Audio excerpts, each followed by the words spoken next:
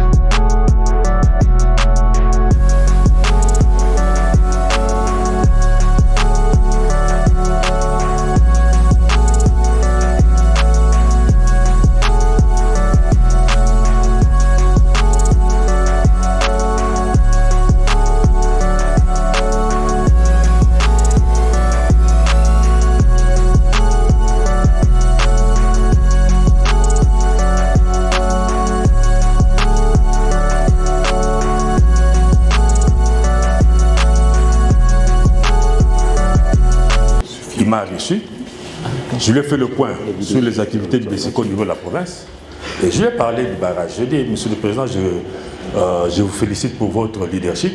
Les Indiens ont accordé encore 180 millions de dollars pour relancer les barrages Katende, mais je pense que ces 180 millions ne seront pas suffisants. Et même ce que vous dites, c'est dans 24 mois, je vous raconte des histoires. D'abord, la moitié des équipements qu'on avait chez Mino Katanga a pris une direction inconnue. 2, l'État même là, ce qu'on a fait comme travaux de génie civil, il faut auditer pour s'assurer vraiment que ça va tenir. Et nous sommes partis pour 8 ans. Mais entre-temps, la population de Kasaï central s'impatiente. Et en particulier la population de Kanam. Je dis, nous avons une alternative. Nous avons le barrage Mbombo, sur le chute Mbombo, sur Louloua, où on peut produire dans un premier temps 10 MW. Il me regarde toi dans les yeux. Déjà, vous êtes sûr, le gouverneur qui confirme, non, Monsieur le Président, je le confirme. Qu'est-ce qu'il faut? Moi, je dis, Monsieur le Président, valider le projet. Il me dit, déjà, je valide le projet. Qu'est-ce qu'il faut? Moi, je dis, j'ai trouvé quelqu'un qui est disposé à préfinancer. Et on va mettre un échéancier pour le rembourser plus tard, petit à petit. C'est qui? Je cite le nom. Je rentre, dans 2 jours, je vais les recevoir pour confirmer ce que tu m'as dit. Va de l'avant, s'il y a un blocage, viens me voir. Effectivement, 2 jours après, M. Harris va m'appeler. Déjà, le président vient de me recevoir. On a parlé de toi et du barrage. On m'a dit d'aller de l'avant. Nous allons de l'avant. Mais le barrage, il faut une étude affinée. Si vous ne faites pas les études, parce que bon, on est toujours pressé. Si vous ne faites pas, même pour construire un petit hangar, on fait une petite étude, on fait un croquis. Donc, ça nécessite des études approfondies. 1, le site est congolais. 2, le financier a été identifié. La loi autorise à ce que la province puisse construire, transporter, construire, produire et transporter et distribuer l'énergie, l'électricité.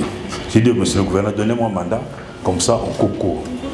Il m'a donné un mandat pour chercher, recruter un bureau d'études et chercher un bailleur, disons celui qui allait financer, qui était déjà connu. Mais quand on fait des travaux, il y a division du travail. Moi, je suis maître d'ouvrage délégué. Mon rôle à moi, c'est identifier ou recruter les bureaux d'études ou les consultants. Mais ceux qui sont recrutés, je les mets à la disposition d'un autre service, qui peut être un service de l'État, qui a les capacités, ou un bureau d'études privé. Moi, j'ai dit non.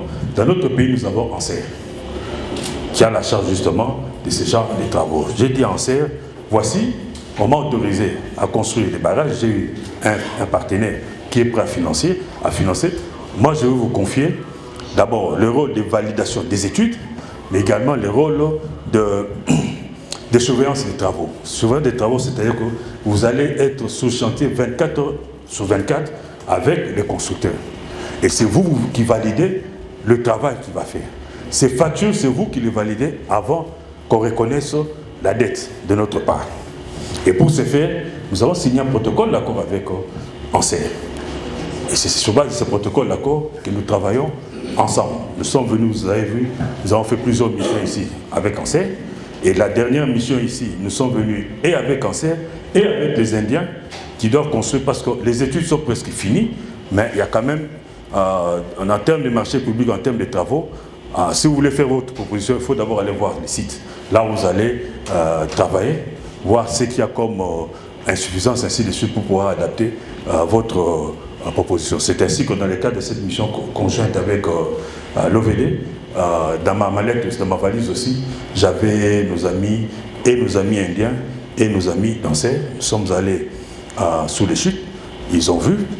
Lui va vous expliquer un peu beaucoup plus technique, parce que dans nos discussions des études, il y a toujours des propositions, mais aussi des contre-propositions.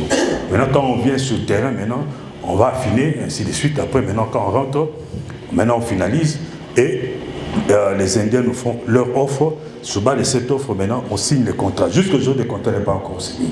Mais lui va vous expliquer comment est-ce que nous envisageons de construire ces barrages pour l'amener jusqu'à la réalité, à la distribution de l'électricité. J'ai dit au départ, c'était 10 MW. Maintenant, aujourd'hui, nous allons à 20 MW. Donc, je pense que ça va relancer l'industrialisation dans notre province.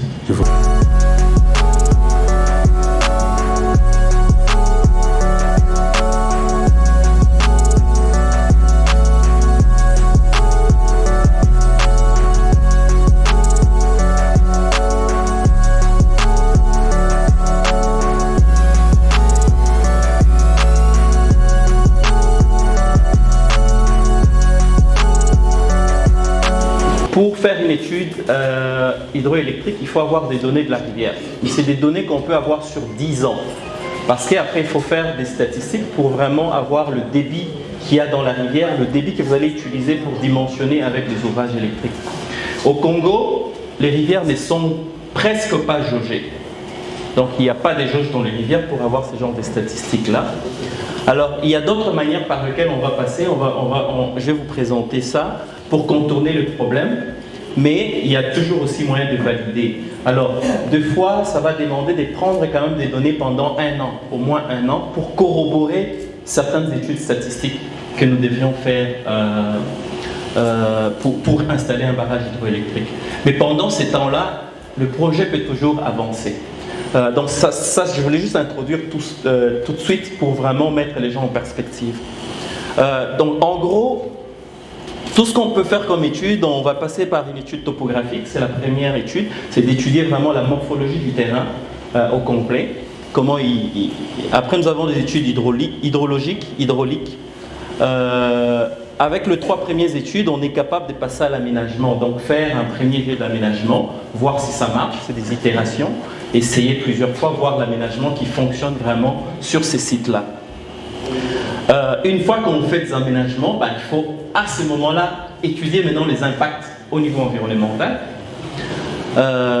Si les impacts sont peut-être plus importants, c'est certain qu'il faudrait réchanger les aménagements qui sont faits. Donc c'est un processus itératif. Donc ce n'est pas pile vous tombez sur la solution qu'il faut mettre sur place. En même temps, il faut faire des études géotechniques, géologiques. Il faut comprendre comment se comporte le sol à cet endroit-là. Est-ce qu'il est capable de supporter le barrage? Est-ce qu'il tient? Comment il se comporte? Donc il faut faire des études géologiques. Il faut faire des études de productif. On est en train de produire l'électricité.